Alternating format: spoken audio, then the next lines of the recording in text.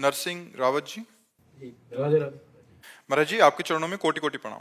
महाराज जी, मैं हमेशा परमात्मा की कृपा से उनकी दी हुई शक्ति, बुद्धि, विवेक, बल से कर्म क्षेत्र में लोगों की तन मन धन से सहायता करता हूँ, पर कुछ परिस्थितियां ऐसी आ जाती हैं कि मैं सभी का सहयोग करते हुए भी लोग मुझे गलत ठहरा देते हैं, तब मन असल दुखी बात हो जाता है। आपका चिंतन सही नहीं है। किसका प्रश्न है? आप लोग देख रहे हो। अगर आप सब में भगवान देखने लगो, कितना बढ़िया हो जाए। फिर आपकी जो शिकायत है ये दूर हो जाएगी। अगर सब में भगवान बैठे हुए तो दियम वस्तु गोविंदम, बहुत बढ़िया तुमने लिखा कि भगवान के द्वारा दी हुई विवेक बुद्धि बल से तो भगवान की तो सेवा कर रहे हो। उसमें थोड़ी सी और बात लिखी है। क्या? क्या कि ठगा जाता हूँ, फिर खुद से महसूस करता हूँ कि अच्छा करने पर भी गलत। कबीरा खुद को ठगाइए।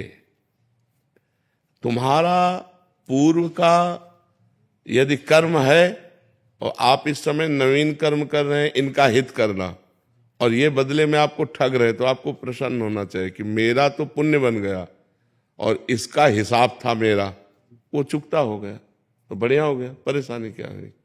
महाराज जी, फिर कई बार ऐसा होता है कि अपन डिप्रेस भी होते हैं इन चीजों से। क्यों डिप्रेस होते?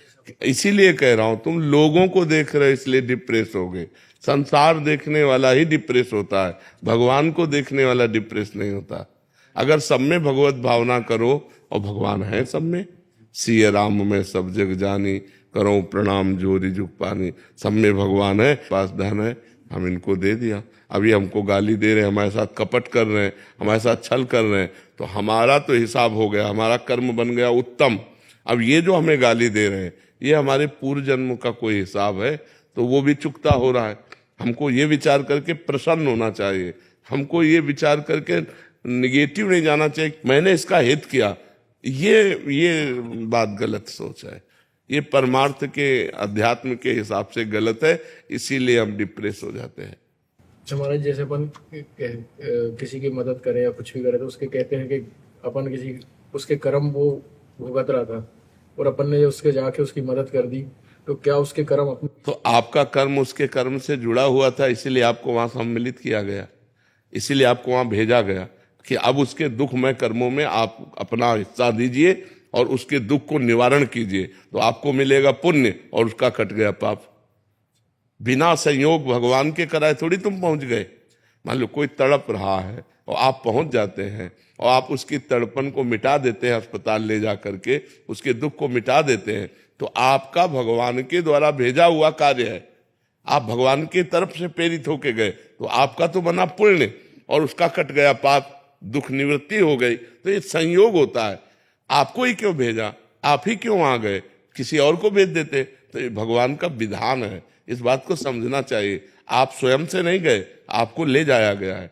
ताहि न आवे ताहि पर, ताहि तहां ले जाए।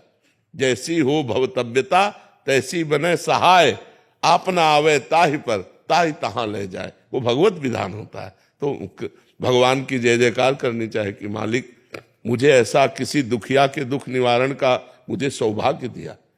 तो ये थोड़ी है कि उसके प्रारब्ध कर्म को मिटाओगे तो आपको पाप लगेगा, आपको पुण्य होगा, क्योंकि उसके असत कर्मों के परिणाम स्वरूप उसे दुख मिला और उसकी दुख निवृत्ति में आप सहयोग किए तो उसके पाप कट गए, आपका पुण्य बन गया।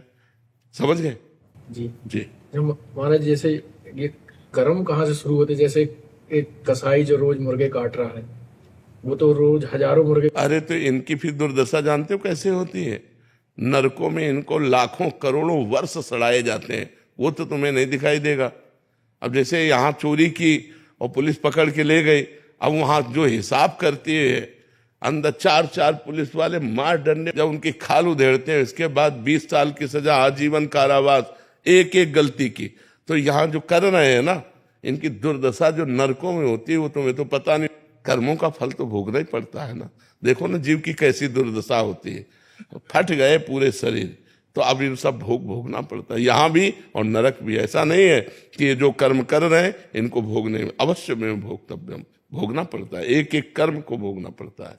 महाराज जी, अपन से कुछ चीज हुई हो जैसी जो कभी गड़बड़ हुई हो, तो उसको ठीक करने के लिए भगवान की शरण में होकर भगवान कहते हैं कि सर्वधर्मान परित्यज्य मामेकम शरणम ब्रज, तो अहम तो हम सर्व पापेभ्यो मोक्षयिष्यामि मा शुचा।